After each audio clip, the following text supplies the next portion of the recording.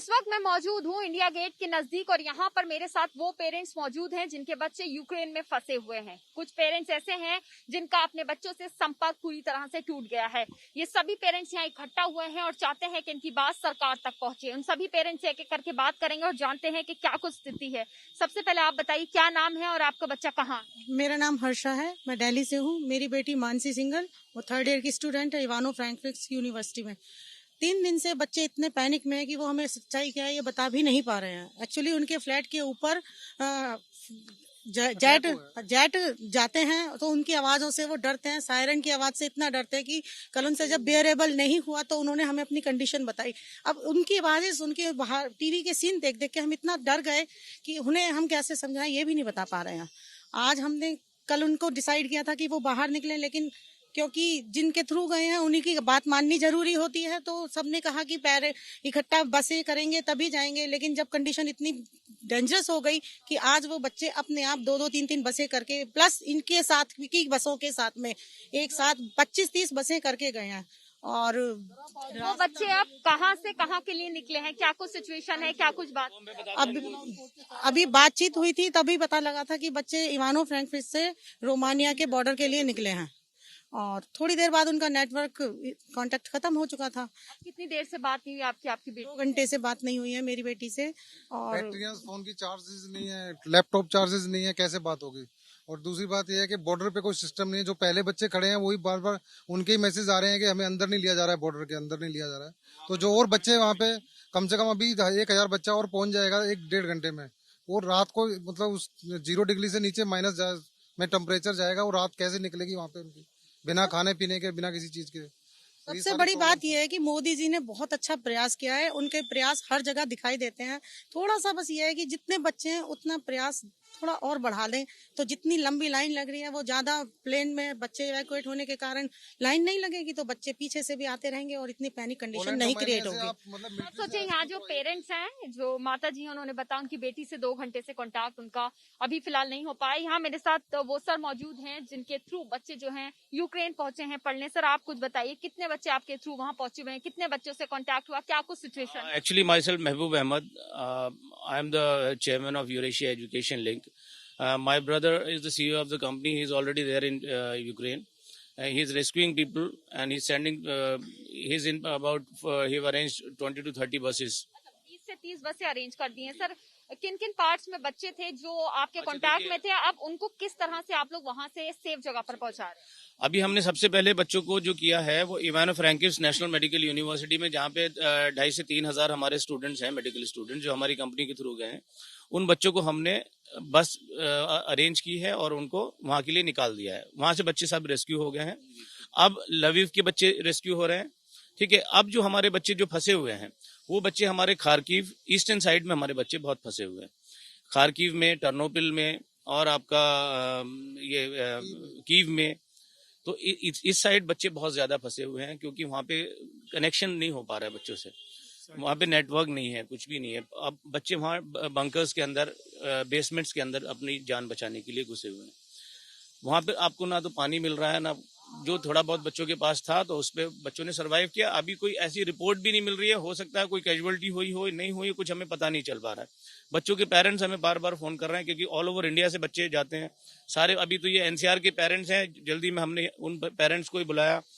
सारे एनसीआर के पूरे ऑल ओवर इंडिया के पेरेंट्स यहाँ पर हैं, उनके बराबर हमारा फोन है। हमने पेरेंट्स ग्रुप बनाया हुआ है, उसमें सब अपना डिस्कशन कर रहे हैं किस तरह बच्चों को लाया जाए। और हम लोग पूरा कोशिश कर रहे हैं और हम सरकार से ये चाहते हैं कि बच्चों को जो है उनको सहूलियत मिल जाए। जो बॉर्डर पे खड़े हैं, 40 से 50 किलोमीटर लंबी लाइन लगी है, वहाँ पे एम्बेसी के थोड़े स्टाफ बढ़ा दिए जाए ताकि डॉक्यूमेंटेशन प्रॉपर्ली हो जाए और जल्दी हो जाए। और वहाँ पे थोड़ा सा अवेलेबिलिटी करा दीजिए खाने पीने की चीज़, ताकि बच्चों को, क्योंकि वहाँ कहाँ से खरीदेंगे, वो नहीं खरीद पाएंगे। दूसरी चीज़, हमारे जितने भी स्टूडेंट्स हैं, पेरेंट्स हैं, उन लोगों को जितने उनको बहुत सारे पेरेंट्स, वहाँ बच्चे जो जाते हैं वो मिडिल क्लास फैमिलीज के जाते हैं। क्यों जाते हैं? वहाँ पे खर्च बचाने के लिए जाते हैं। यहाँ पे इतना महंगा होता है, वहाँ सस्ता होता है। अब उनको अगर पैसे इतने ज्यादा खर्च करने पड़ेंगे, बच्चों के पास वहाँ बैंक अकाउंट्स नहीं चल रहे हैं, बच्चों को पैसे नहीं निकाल पा रहे, बहुत से बच्चों की जेब में पैसे नहीं है, तो वो एटीएम बंद है, कहाँ से बच्चे करेंगे? वो तो हमने ग्रुप में अपने स्टूडेंट्स को सबको कहा है कि एक दूसरे को कोऑपरेट करो, जिसके पास पैसे नहीं है उसको हेल्प करो, सारे बच्चों की, कोई ये ना हो कि किसी का पैसे नहीं, वो परेशान हो जाए। तो किसी को परेशान नहीं होने देना है, लेकिन बच्चे कितना कर लेंगे, उनके पास इतनी अवेलेबल नहीं है पैसा। सरकार से आप क्या चाहते हैं? हम सरकार से ये चाहते हैं कि सरकार जो है, अगर उनको फ्री ऑफ कॉस्ट उनको बच्चों को लाया जाए यहाँ पर। अगर फ्री ऑफ कॉस्ट भी नहीं ला सकते, एक जेन्युइन कॉस्ट रख ले, तो वो बच्चे, वो सारे पेरेंट्स देने को तैयार हैं। लेकिन इतना ज्यादा नहीं कि अभी 1 लाख रुपए का टिकट, 1.5 लाख का टिकट कहाँ से देंगे बच्चे। बहुत सारे पेरेंट्स ऐसे हैं, है ना। और अगर वो फ्री करा रहे हैं तो बहुत बढ़िया। फिर देखिए, अगर मोदी जी ये चीज फ्री करा रहे हैं सारी चीज, तो ये बहुत अच्छा है। मोदी जी ने अच्छा, स्टूडेंट है वहाँ पर, उतनी अवेलेबिलिटी नहीं है। अब हाँ, मेरे साथ बहुत सारे पेरेंट्स हैं जो सब अपनी बात रखना चाहते हैं। एक एक करके सबसे बात करेंगे। जी, क्या नाम है आपका और आपका बच्चा किस जगह है? मैडम, हमारी सरकार बहुत अच्छा काम कर रही है। हमें थोड़ा सा जो कामियां हमारे भाई ने बताई हैं, ये राशिद जी हैं यूड्रीम एजेंसी से, और इनके जो फ्रेंड्स हैं वहाँ पर काम कर रहे हैं, मशहूर है, गोविंद हैं।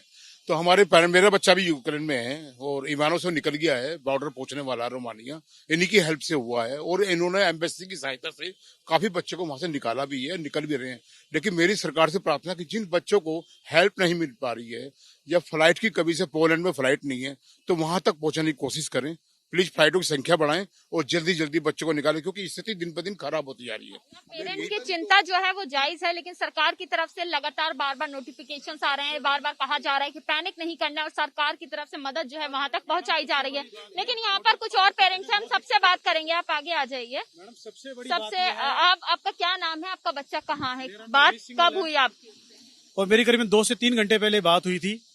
बच्चे ठीक है, लेकिन कुछ बच्चे ऐसे फंसे हुए हैं जो बंकर्स के अंदर हैं, जो शेल्टर्स के अंदर है। उनको ना खाने को मिल रहा है, ना टॉयलेट के लिए कोई सुविधा है, ना उनको रोटी मिल रही है। अगर कोई चावल भी आते हैं तो 200 बच्चों पे 10 प्लेट 5 प्लेट चावल आता है, कितने बच्चे खाएंगे उनको। सबसे बड़ी प्रॉब्लम्स ये है कि बच्चे अगर बॉर्डर पहुंच भी रहे हैं, यूरेशिया लिंक के थ्रू मसरूर भाई इतनी हेल्प कर रहे हैं, वहां से उन्होंने कीप से बच्चे निकाले, ईवानों से बच्चे, अपनी जान पे खेलकर उन्होंने अपनी जान की परवाह नहीं की, सिर्फ बच्चों की परवाह कर रहे हैं, पैसा भी लगा रहे हैं, अपनी जान भी लगा रहे हैं। लेकिन मैडम, सरकार से हमारी सिर्फ यही गुजारिश है कि जो बच्चे जैसे तैसे वहां पहुंच रहे हैं बसों के द्वारा, टैक्सियों के द्वारा, उनको मैडम वहां पे अंदर घुसने नहीं दिया जा रहा बॉर्डर पे। इतनी ज्यादा उनको दिक्कतें हो रही हैं। और लोगों, क्या नाम है और आपका बच्चा कहाँ है? एवेन्यू में ही मेरा बच्चा है। अभी वो वहां से निकल के अभी रोमानिया बॉर्डर पे पहुंचे हैं, बॉर्डर पे पहुंचने वाले हैं। बट प्रॉब्लम ये है ना कि वहां पे पहुंच के भी बच्चों को इस एकदम कोई मिलना नहीं है, ना तो एम्बेसी का कोई बंदा नजर आता। अगर आता भी है तो मैम कम से कम 10-10 किलोमीटर आगे है।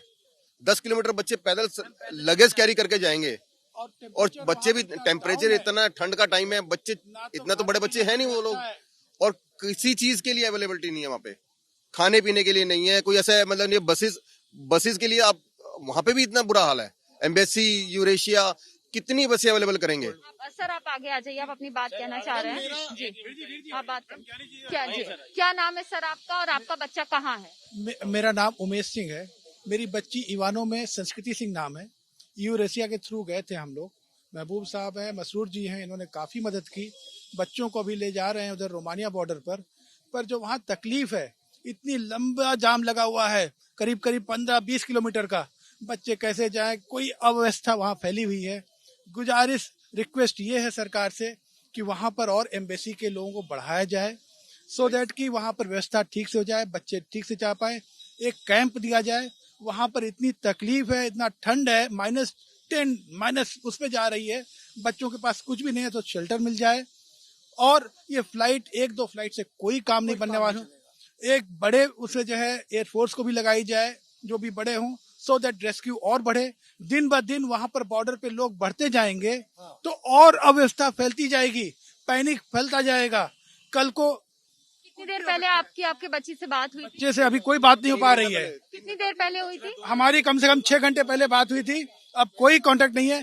हम लोग इतने पैनिक में हैं, समझ नहीं पा रहे हैं कि क्या किया जाए, कैसे किया जाए और क्या बताएं। अब इन लोग मसरूर साहब के साथ, देखिए यहाँ पर जो पेरेंट्स हैं वो बता रहे हैं कि अभी उनके बच्चे जो हैं वो बॉर्डर के लिए निकले हैं, वहां पर एम्बेसी के लोग हैं। हालांकि बहुत ज्यादा प्रॉपर फैसिलिटीज बच्चों को वहां नहीं मिल पा रही है, जिसके लिए पेरेंट्स चाहते हैं कि वहां पर एम्बेसी के लोगों की जो तादाद है उसे बढ़ाया जाए, बच्चों को शेल्टर या फिर कोई कैंप जो है वो प्रोवाइड कराया जाए, खाना वगैरह प्रोवाइड कराया जाए, ताकि बच्चों की जो प्रॉब्लम्स है कुछ हद तक कम हो। हालांकि यहाँ पर जो पेरेंट्स हैं वो डिमांड कर रहे हैं सिर्फ 2 फ्लाइट से काम नहीं चलेगा, जल्द से जल्द ज्यादा फ्लाइटें करें, यानी कि जो फ्लाइट्स की संख्या है उसको बढ़ाया जाए ताकि बच्चे जल्द से जल्द अपने घर वापस लौट पाएं। कैमरा पर्सन भूपेंद्र रावत के साथ मध्य एबीपी न्यूज़, दिल्ली।